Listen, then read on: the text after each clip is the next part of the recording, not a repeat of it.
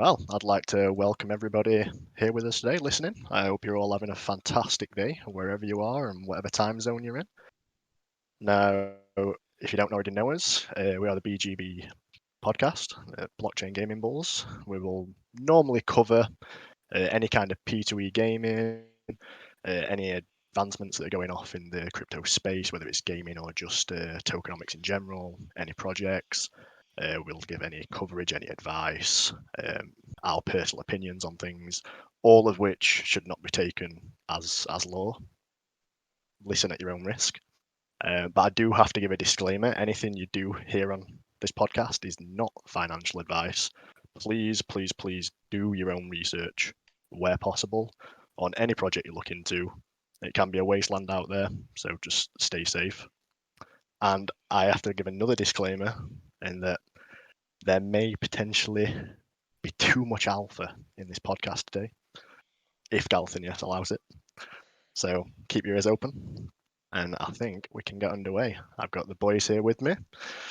So how are you doing, Dank? Doing pretty well. I can't complain. Dealing with a lot of snow in my area. I know a lot of us have been getting absolutely dumped on out here. We got like a few inches, and everything was looking nice. It was starting to clear out, and then wouldn't you know, we get like another like half a foot or something. So aside from that, I can't really complain. How are you doing, Sir Dragon? I know that you had been being a little bit under the weather, unfortunately. Yeah, not too bad, not too bad. Just, getting through summer. My partner's been down with COVID, so that's been a little rough. Yeah. But we're on the improve. That's good, man. That's good. Get some of that elderberry, you know what I mean? Some of them warm compresses. Yeah, Let it all of out. the Antioxidants. above. Cool. All right. Well, I guess we'll kind of jump right in and we'll get started with Miss Galathynius here. How are you? I'm doing great. Glad to be here. Glad to talk with you guys. It's a beautiful sunny day here in Los Angeles, California. So Rub it in, huh? Rub it in. sorry, not sorry. Well, at least one of us gets to enjoy some nice weather. Balance. Exactly. Exactly. I deal with all of the cold, and you get to enjoy all of the beautiful sun. Yeah, exactly. There you go. Cool. So, one of the, I guess, initial points I wanted to start with was kind of your starting point with gaming in general. I mean, obviously, that's the main reason that we're here, Project Eluüne, really excited to play the game.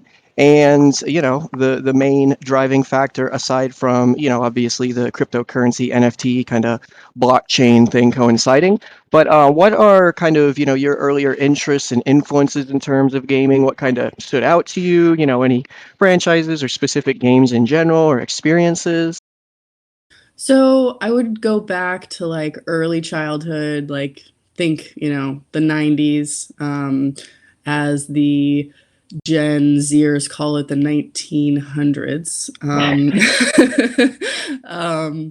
One of my first games that I remember playing was the Nancy Drew franchise. It was kind of an action Yeah. mystery where you would have to go and buy the CD-ROM and huddle around one PC with all your friends and try to solve one of these, mysteries. You were it was a little bit of role playing because you're in the shoes of Nancy Drew trying to figure out all the different hints and clues. And then, a little bit later in life, I got a PS4 and played games like LA Noire and Uncharted. And, actually thinking back, most of those franchises are transmedia franchises. So LA Noire was a fun one. It centered around the Black Dahlia murder here that happened here in Los Angeles, I believe in the 20s. And you kind of, again, you're in the shoes of the detective trying to figure out everything. And they executed it really well. You got to drive around LA. They even went as far as to make the map, the game map, accurate to the 20s and the infrastructure and the city kind of layout here in LA. So those are some of my more memorable gaming experiences, and haven't gotten too much into it. I mean, I could say a little bit on like there was a Sims generation. I remember playing that.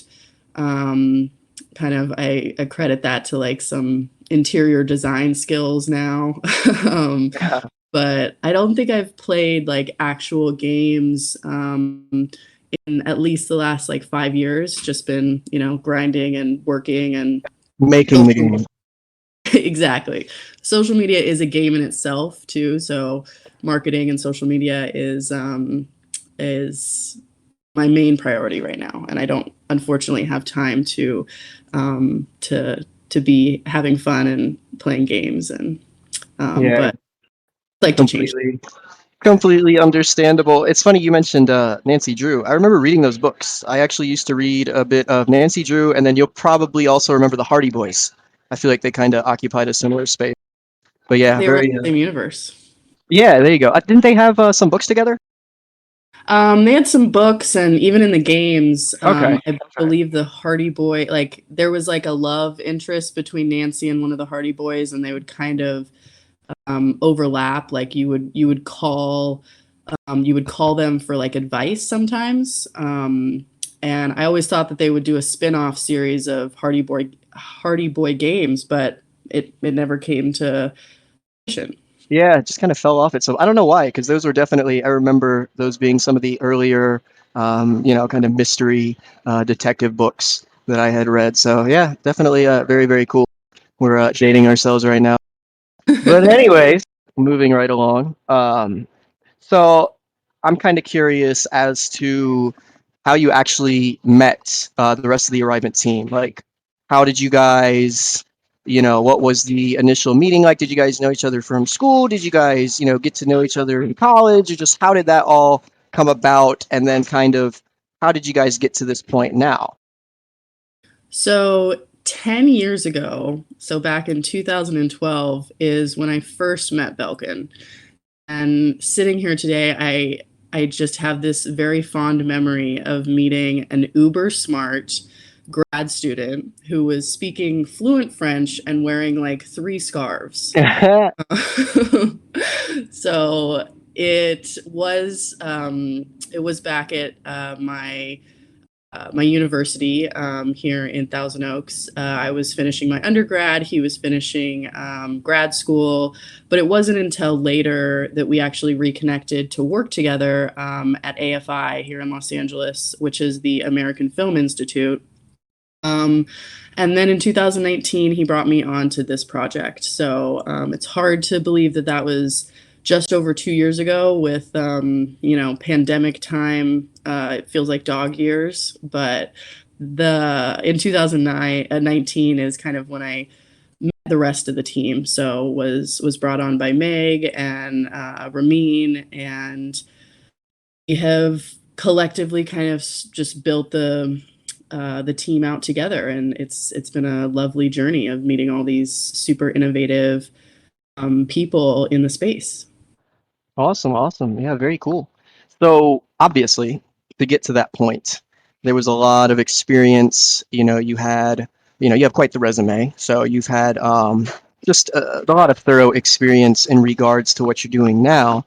And I'm curious about, some of that past experience, some of those places that you had worked at, and then any, again, particular experiences that you can think of that kind of maybe molded you into the person that you are now and kind of shaped a particular outlook that you have in regards to all of this? Yeah, great question. It's a little multifaceted. I started out in the entertainment industry as a child. I was doing film, TV, music videos in the 90s. But it wasn't until like 2008 that I moved behind the camera. Was working on independent films and TV projects. Started out doing some like pickup behind the scenes photography that then very quickly turned into, oh, you're taking the photos. Do you want to do the social media? And I was like, yeah. And, this was back in 2008 where Facebook had just kind of launched and, Instagram wasn't even a thing yet. So we, I think, as millennials, had kind of a leg up in the social media genre because we grew up with it. So then, definitely watching that market expand from 2008 to 2018, I was more equipped when major companies started having an entire social media, and PR companies started taking it more seriously. Marketing started taking it more seriously for the tool that it is and that we know it to be now. So yeah, I got to work with a lot of fun A-list talent here in Hollywood. Some of the most memorable, though, even though film and TV was fun, it wasn't until 2018 that I got to work with MGM at the Mandalay Bay in Las Vegas for a sports betting show. Think like DGens meets sports betting meets Vegas. The show is still in the works. MGM kind of took it over, and they're workshopping it now. It was just super fun to be able to fly, to go to work, to fly to Vegas every week. And I got to meet some really cool sports legends. John Kurtz was on the show for a while. He played for the Eagles. Got to meet a lot of really big, influential poker giants. Had lunch with Daniel Negreanu a few times. And like, that was a really cool experience because anybody that's in the entertainment industry kind of at a certain point realized that movie stars are just people too.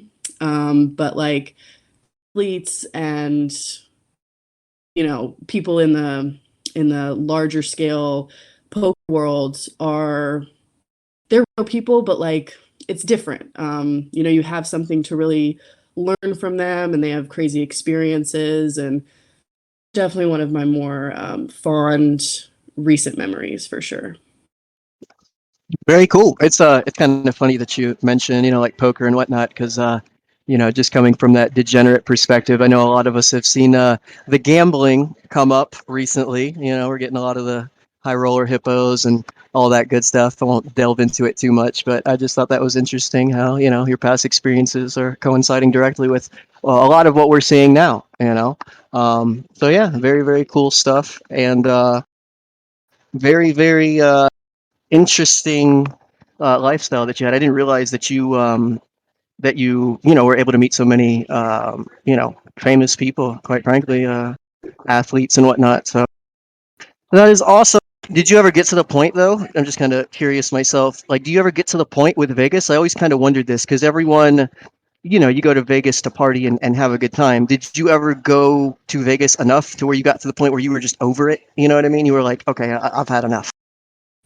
Absolutely. There is thing about Vegas that is appealing to the naive. Like, it's fun to go to the clubs and drink with your friends and go for bachelor parties or bachelorette parties, but as there's something that wears off when you start to see those clubs in the light of day. And there was a combination of we did a lot of features for different companies and different restaurants and clubs, and kind of plugged sponsorships into the show. So we had to kind of go during the day and shoot interviews with the owners and the bartenders, and it's a different energy when you're seeing those white couches. Those people look different in the light, huh? Yeah, they definitely do. And then there is something to be said about, spending 3-4 days straight in a casino, right?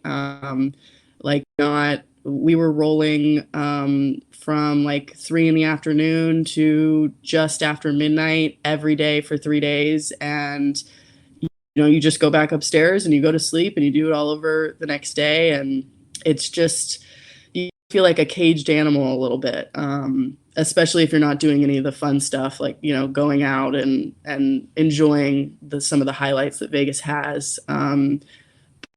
I considered it a payment for just all of the great experience that I garnered from that job and that team.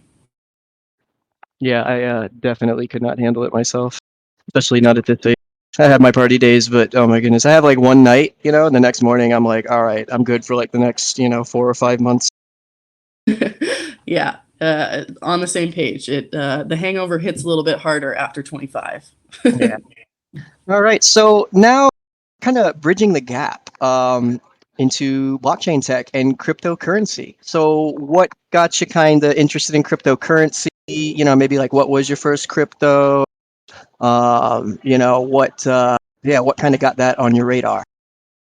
Well, I had, like many of us, I had friends that were early investors. And I remember, some of the earliest conversations being in 2017, after I'd graduated and was kind of coming back together with some of the people I went to college with at social events. And they were kind of just talking to me about this Bitcoin thing, right? And I was like, okay, tell me more. And it just was, I was so much a speculator that I just couldn't wrap my head around was and why it was and what were the benefits. And at that time in my career, I wasn't, super liquid financially. So I didn't have a ton of money to even invest a little bit in. And obviously I kick myself for that now, because if I would have just put, $500 in, it would have been a total different game today. But it was interesting to watch kind of some of my friends play around with that in that world, and stay in that world. A good friend of mine is now he owns his own blockchain hedge fund. So he really took it to like the next level of being a small investor and then making it his full-time job. But it wasn't until in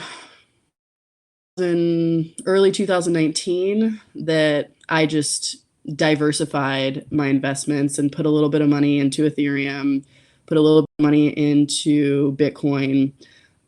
And then as soon as this project started looking and solidifying a little bit more on what blockchain we were going to build on, or at least our initial build on, I invested in Solana. So while I had a brief moment of like, I have a crypto kitty, and I was looking around on OpenSea in like early 2019, I very soon, at the end of 2019, saw, the Degen Apes and the Monk DAO and the Thugs, and more into Solana, purchased some NFTs, and really, really dove into the ecosystem. I'm a firm believer that you have to immerse yourself in these markets to understand them. That's always been my approach with social media marketing. Whenever a new platform hits market, I make sure to spend anywhere from 2 to 4 weeks just like fully immersing myself and understanding the flow and the traffic and the conversation and just the general vibe.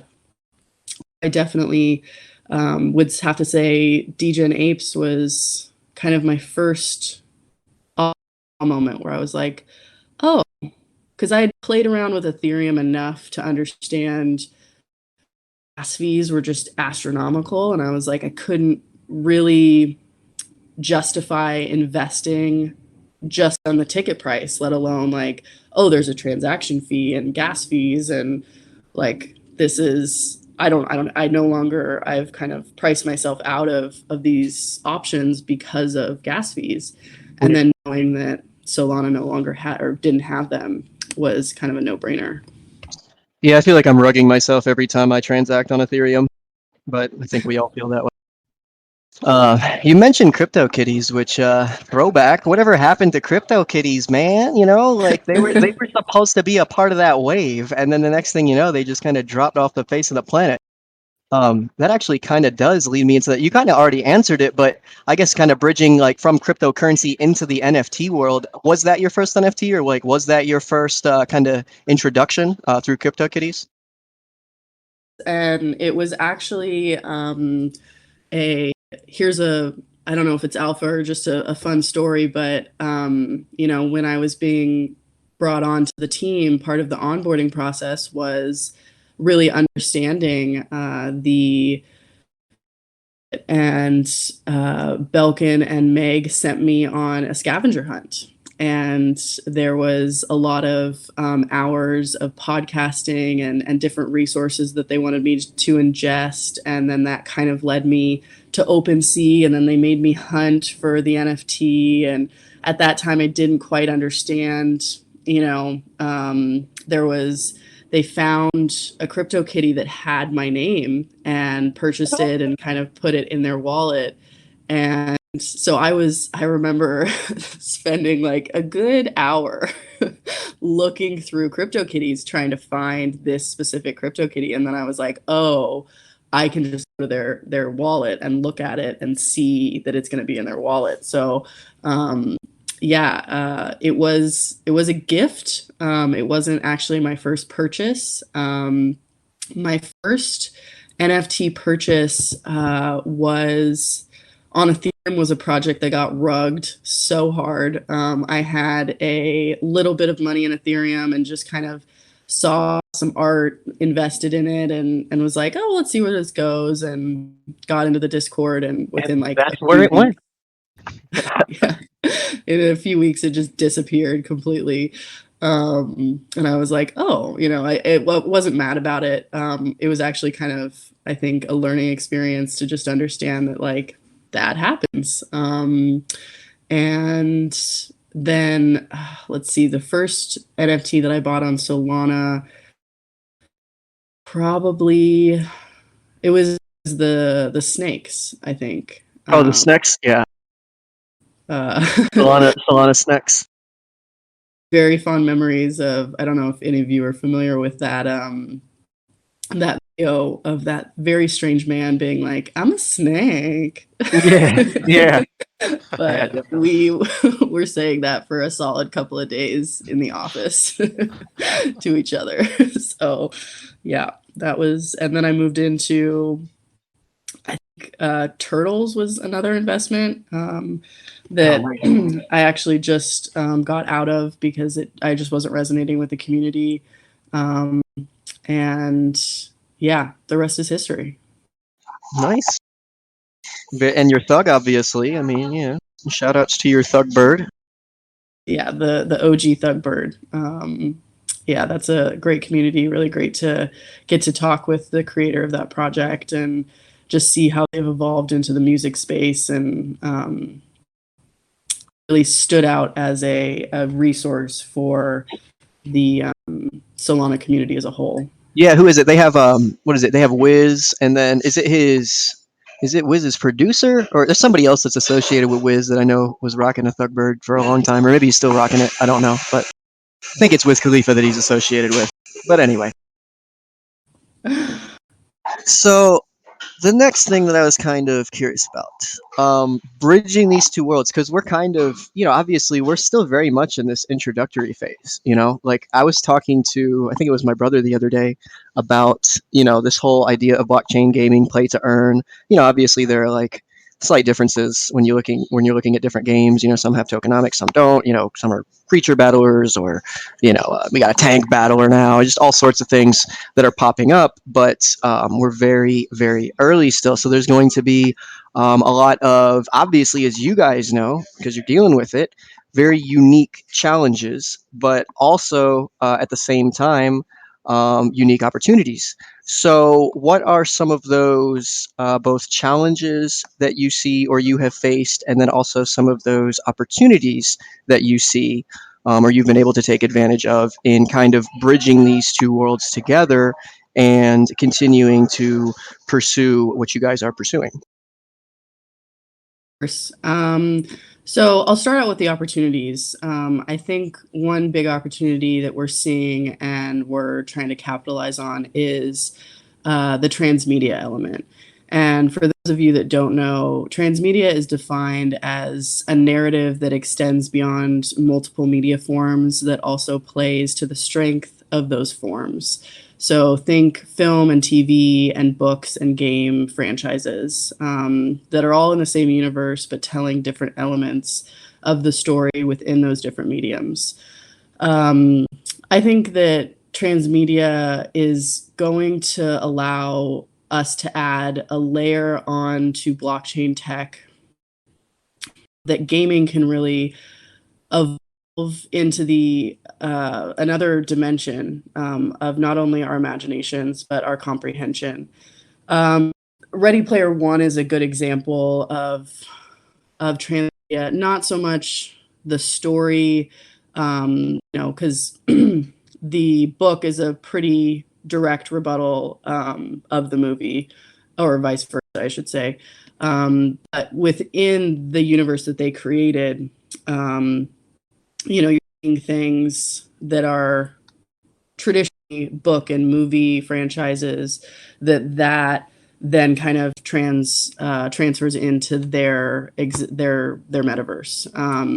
So I believe that we don't need to remain constrained to one entry point into these intellectual properties, or tell the same story in different mediums, right? You see that a lot in this in industry wide, is that people are like, oh, I have one story, I'm gonna tell it in the form of a book. I'm gonna make a movie about it, and I'm also gonna do a spin-off TV series, right?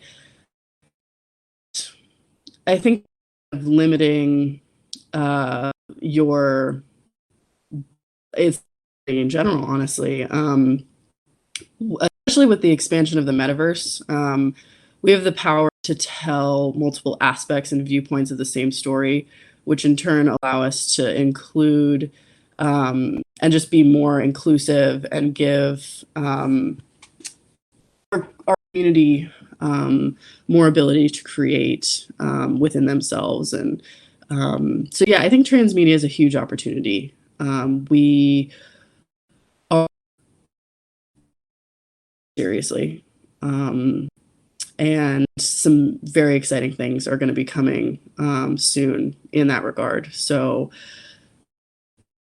I think I'm always, I love the fact that we can have a super story and tell it using mediums, whether it be social media, whether it be the game, whether it be, off books or movies, or and obviously I'm talking large scale, long term, but yeah, there's going to be a lot of things coming, so I'm going to keep it pretty close to the chest, but I'm excited about it, so you should be excited about it.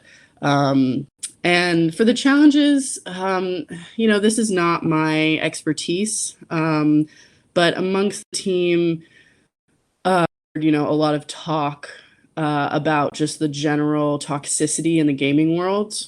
And I think that, based on conversations I've had with Ramin, some of the articles that he's written and that I've read have better educated me on the general ecosystem that is gaming. And I think there's like a lack of accountability, and I'm not sure if it's amongst players or developers or kind of a little both. But outstanding the name of the game in the existing gaming world is money and power, right? I think Ramin calls it dark side tech, that is kind of bred out of that existing infrastructure. And I see that as a potential challenge, but I won't speak on how we're attempting to fix that challenge or overcome that challenge, because Ramin can do such a better job than I can. So if that is something that you're interested in talking about, please hop over to Source Rock's Wisdom channel, and I'm sure he'll be happy to send you those links and answer your questions, because he's been in the gaming industry since day one, and it can speak to it way better than I can. Well, we'll have to get that gentleman up here one of these days. Ask him a few questions. It's interesting to me too that you mentioned Ready Player One, because whenever somebody talks about the metaverse, that is pretty much the example that I give. Maybe because it's like, one of the most recent, just in terms of the movie. I've never read the book, so I can't speak in terms of the book. But just in terms of the movie, it's something that I feel like is kind of like an easy, description of like, hey, look, this is why NFT / all this metaverse stuff is going to be relevant in the future, because bam, that's essentially what you're going to be able to do with it. So that going into what you had said about gamers, one of the things that I have noticed more recently, especially as you hear more of this buzz about blockchain gaming, and you hear more of that bridging of the gap.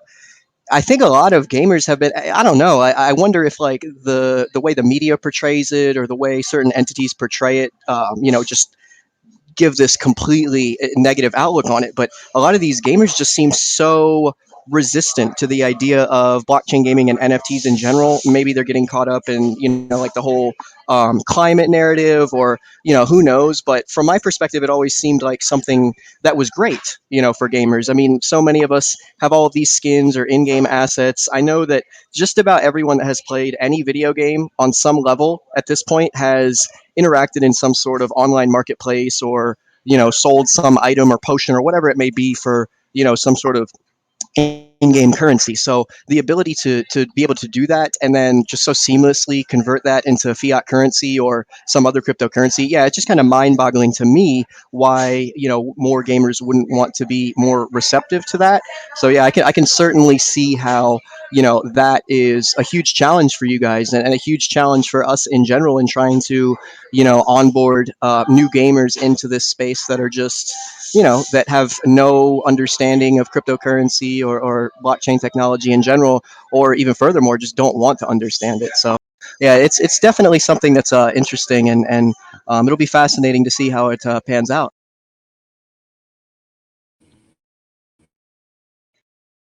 Right, if I can just interject now, Please, because sir. while we're on this subject of marketing, I feel I have a little bit of experience maybe to ask a few questions. Just a little bit. Just a little bit. First and foremost, I would like to say, Gal, I am extremely jealous over the explanation earlier of your little Vegas escapade. You've met potentially my teenage hero in Daniel Negreanu, and just flaunted that in my face. So I'll just wipe the tears up. Sorry about that, Fred. It's okay. It's okay. But yeah, on the marketing side, it's just one thing that's interested me, I think, since I joined, and seeing sort of the approaches that have been taken, and it's all been so interesting. As you touched with the transmedia stuff, it's all just so, to the normal person, it's genuinely mind-boggling, because a lot of people, they take a lot of advertising and a lot of marketing as just a standard. They just see a poster, they see an advert, they see a game that eventually comes out, a film, but they don't make the link in their head, at least not consciously, which is why it's really clever that it's all done in the background, to make those sort of unintentional subconscious links. But in terms of this project, I was just curious, is how different has it been approaching it? A crypto NFT gaming project, as opposed to maybe projects you've worked on earlier in your career, more conventional projects. So sort of, did you have to take a different direction in how you tackled content, or is it difficult in the gaming sense in how you're having to try and market something that isn't really going to exist for properly for maybe like to a year nearly? Is there a different way you've had to operate compared to normal? Great question. I think it is again, another multifaceted answer to your question, because we have had to do both long-term campaign strategy and smaller, more manageable chunks. We do have a few different long-term campaign strategies in place, while remaining open to the fluctuating ecosystem. And it is a little bit of a juggling act, with so many balls in the air, and with so many development meetings and exciting things happening, and planning for those, but also being very present in the community, is a skill that I'm developing through this project, and I've had in the past, but I'm just adding a new layer to it, which is really exciting. And I think I'm enjoying it because the long-term plans help keep the structure, while the smaller, more manageable chunks help us stay on top of the ever-changing market and the relevant trends.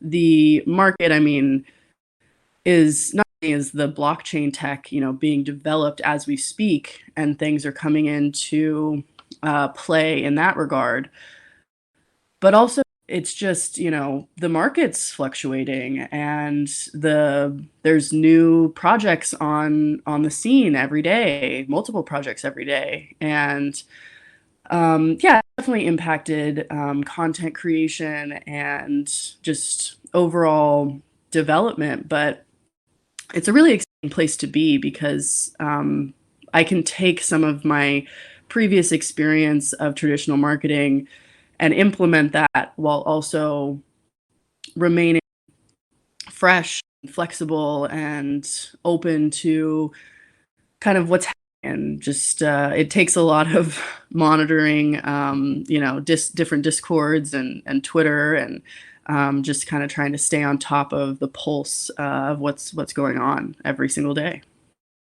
Yeah, that's fascinating. Genuine, because that's, to be fair, that is kind of how I thought you might have gone about it. Because I think any other way, any normal person would possibly lose their mind, just because of how intense it all is. And as you mentioned, the scope of this project is quite literally off the scale. So having both the long-term strategy lined up and the short-term chunks, as you say, is, I guess, the only way really to manage it in a way that will keep you sane, because with it fluctuating so violently at any time, any kind of change that could be made to the ecosystem could really sort of scupper any scheduled plans you may have had. But in terms of just keeping up to pace, is there a set way, a preferred way you go about actually keeping yourself sort of, I guess, on the edge of things, keeping up to date with any new advancements that are happening, any new information, new projects? Do you have a preferred way of going about researching these things, or is it just sort of, if it falls into your lap, you'll have a quick look through it? It's a little bit of both. We're definitely sent a lot of information on other projects and collaborations, and while we're always, keeping our eyes open, I would have to give credit to our amazing team. We have weekly team huddles. We have daily development meetings. We are always talking about what's happening and what's changing. And, two eyes are better than one, but 15 eyes are better than two, So I am even this last week, I was in meetings with almost every department head, and really I keep an open door policy of, hey, if you see something working out there in the ecosystem, please bring it to my attention. Like, let's talk about it. Let's strategize. Let's see if, we can do something better. And, even taking it one step further of like incorporating the High Council. Like, our community is the biggest test group we have, and you guys give us such great feedback always. So I think it's just going back to community development and team structure. So I mean, beyond the traditional, like, I live and breathe social media, and I'm seeing everything that you guys are seeing. But no, I don't have a special, crystal ball that shows me anything. It's just about, keeping your eyes and ears open. I mean, how awesome would that be? I think we all need a crystal ball like that, to be honest. It'd make all of our lives 10 times easier.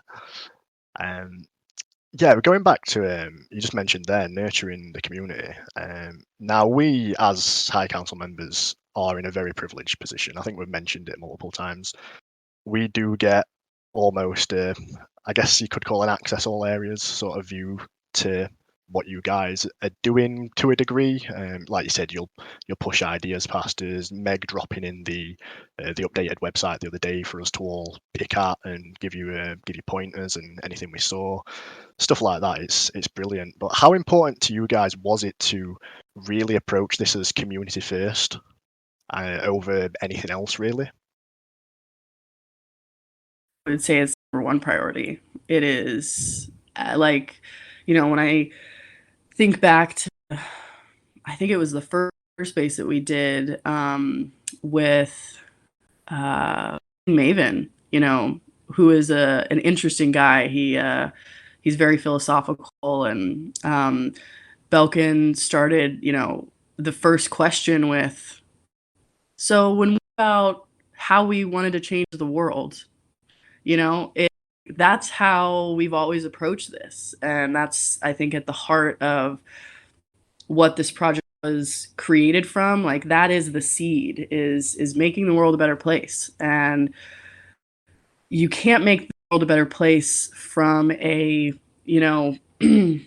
soundproof box, right? You have to take into consideration who you're new world for, who's going to help you along the way.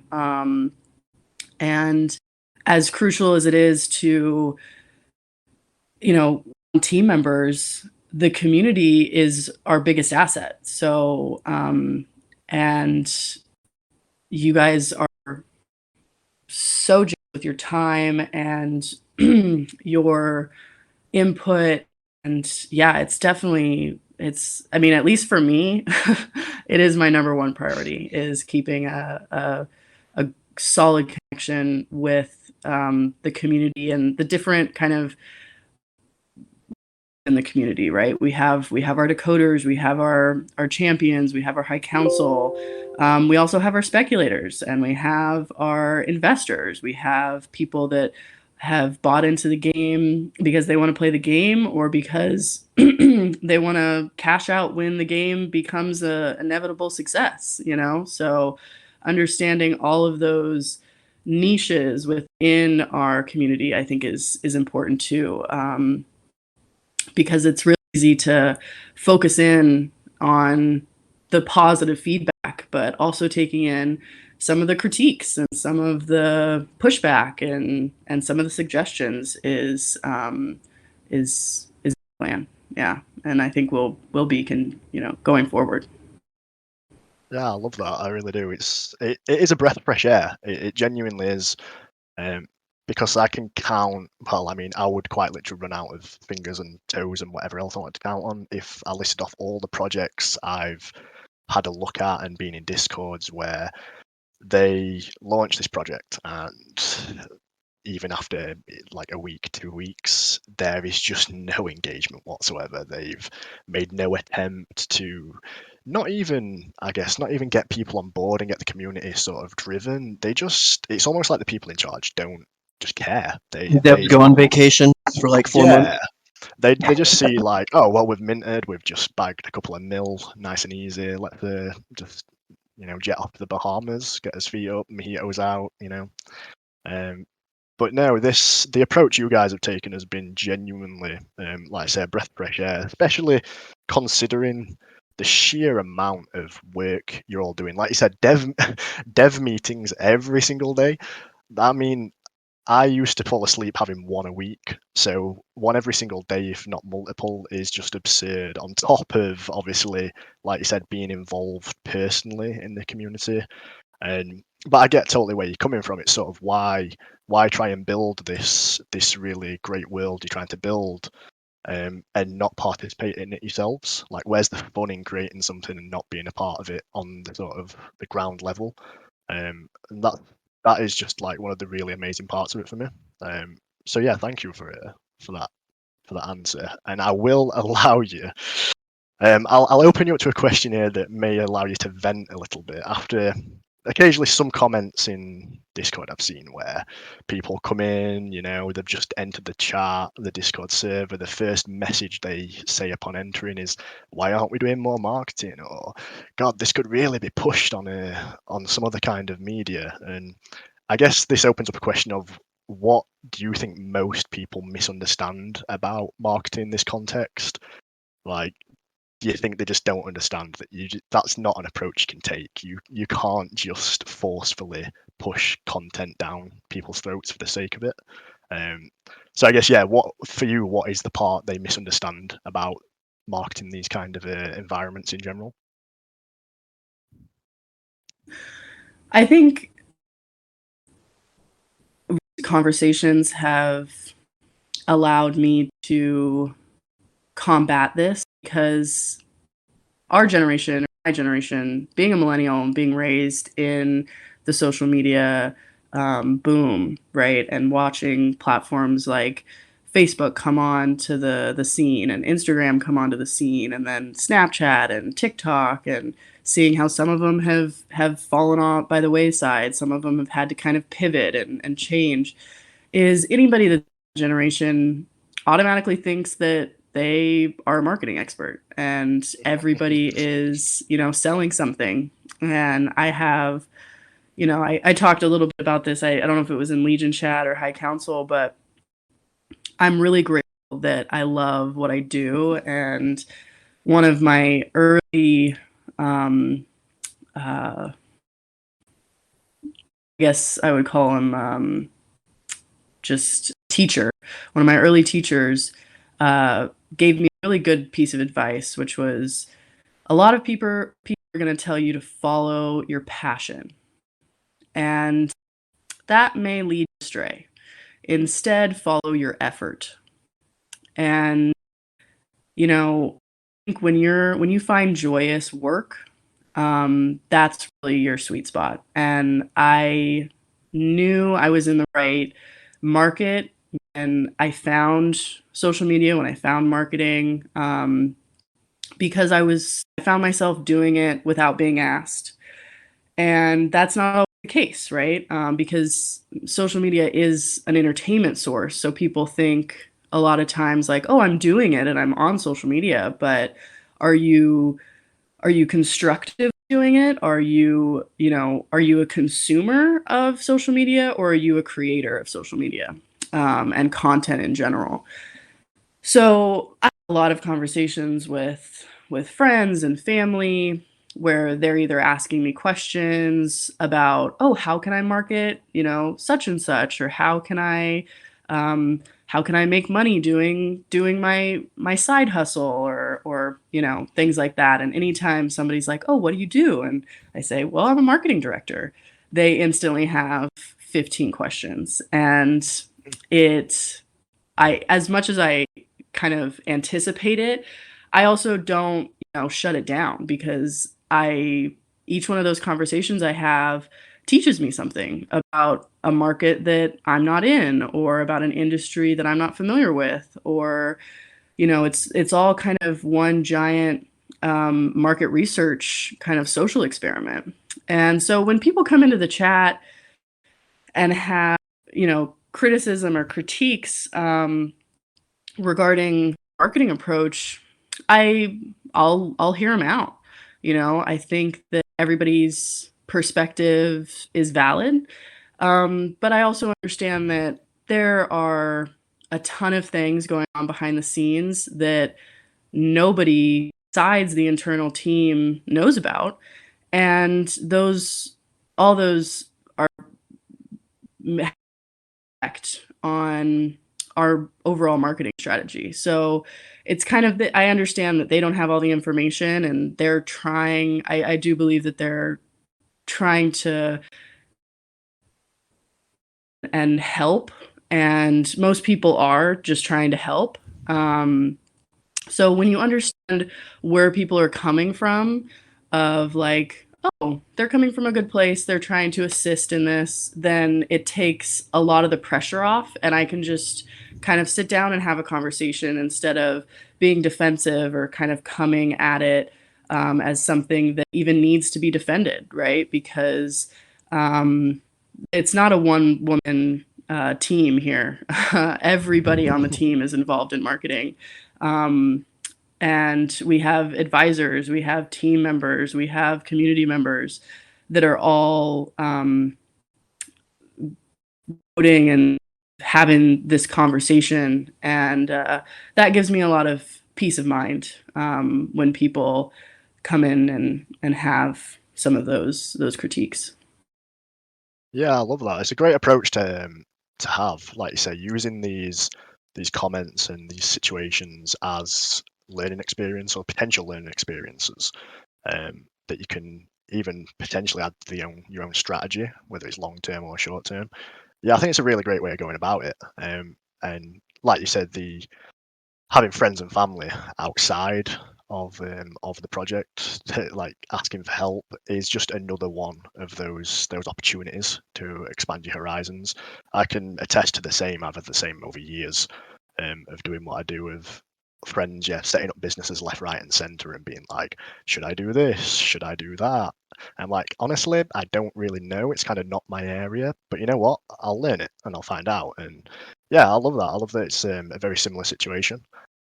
But while we've We're got you lucky on, to oh, have. sorry, Gal, carry on. I was just saying, since you're in marketing, we're very lucky to have people, friends and family, and even strangers interested in what we do, right? Because that's not always the case.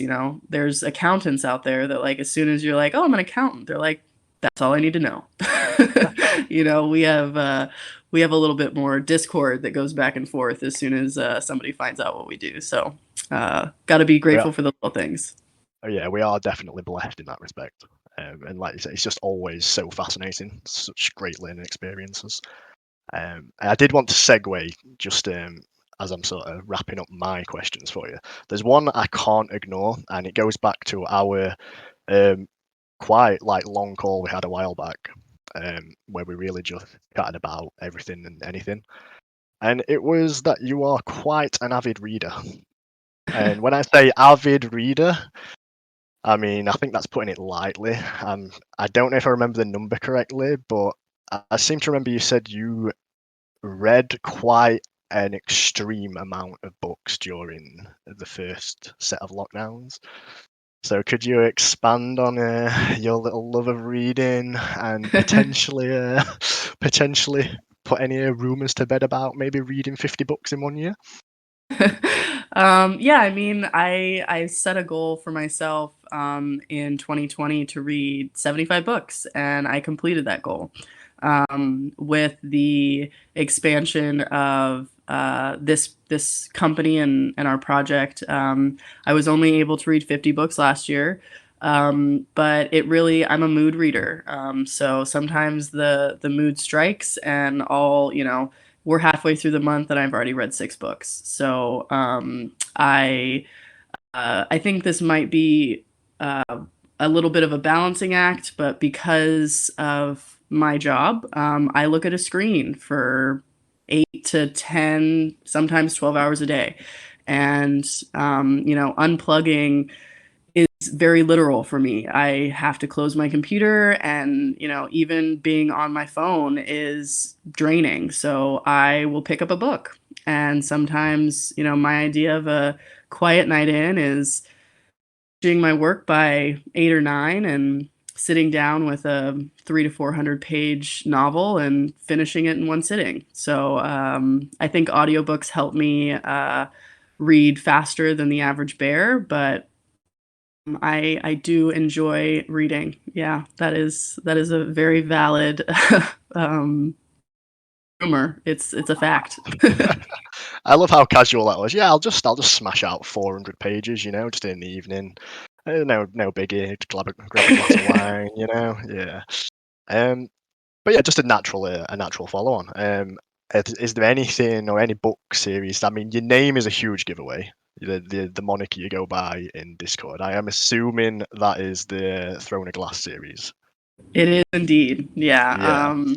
I discovered Sarah J. Maas in 2020, and her epic fantasy telling is just, she is an industry standard and a household name for a reason, because she's built huge worlds, and now that she's on to her third series, you're starting to see that she's even interweaving those worlds, right? So there's been a little bit of clap back on some of with her and Gen Z, but yeah, I definitely I love Throne of Glass. It actually inspired me to start my own book series that I started in 2020 and haven't touched since. But I do have a solid, couple hundred pages down.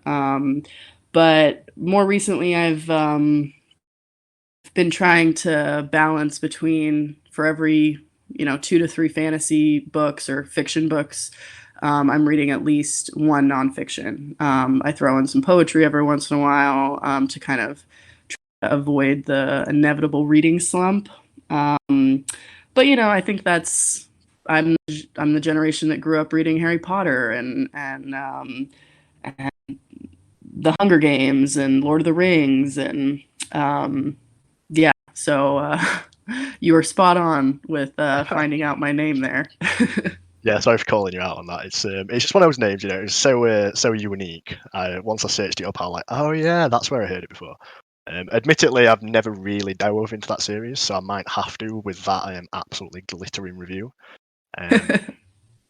But yeah, I mean that's just a great insight, really. I mean, I think everybody could probably benefit from a little more reading nowadays. Like go back a little bit retro, put down the screens. It's like you said, we're in 10, 12-hour days staring at screens, and it's just not good. So, and I guess the reading as well, it's actually really good in your situation with what is essentially a fantasy game in a sense. We're building this really amazing, interesting sort of universe, and anything fiction is just naturally going to aid in sort of expanding your creativity in that area, as we see with how a lot of the social stuff is pitched and worded and whatnot. But yeah, I think I'll definitely check that book series out. Sounds amazing.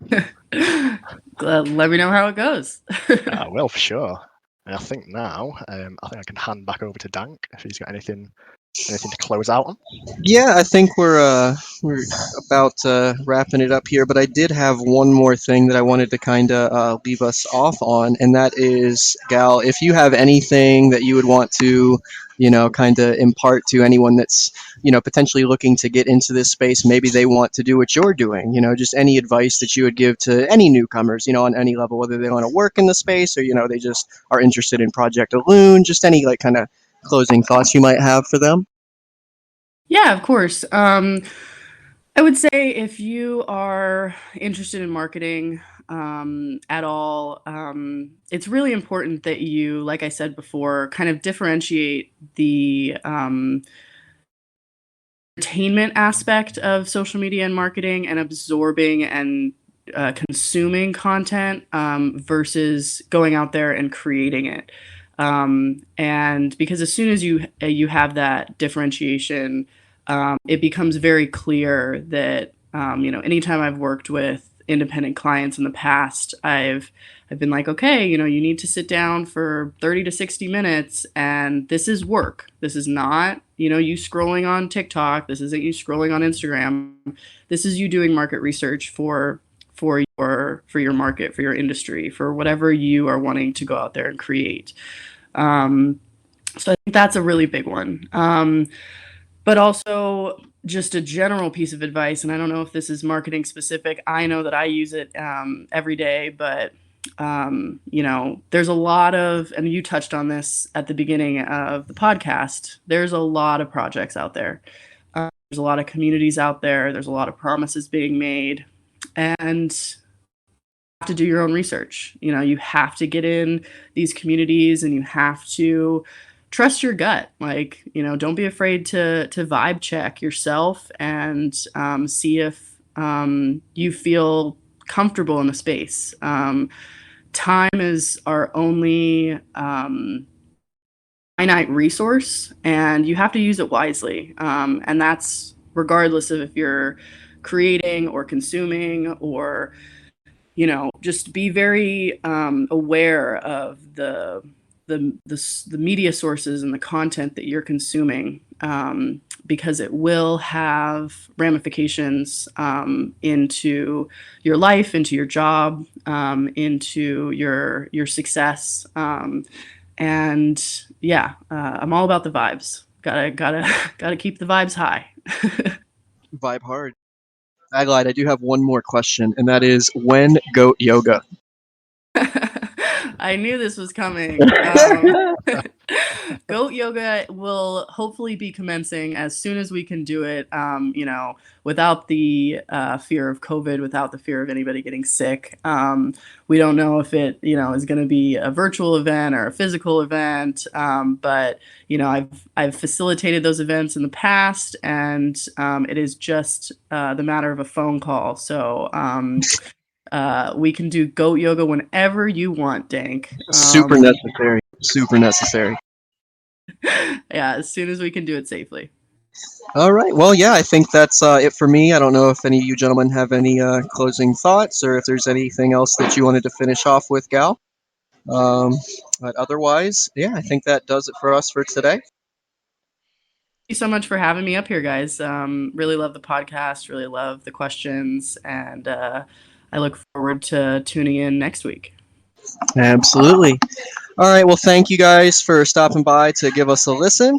You can give us a follow on Twitter at BGBP2E, Blockchain Gaming Bulls. So if you wouldn't mind, go ahead and throw us a follow.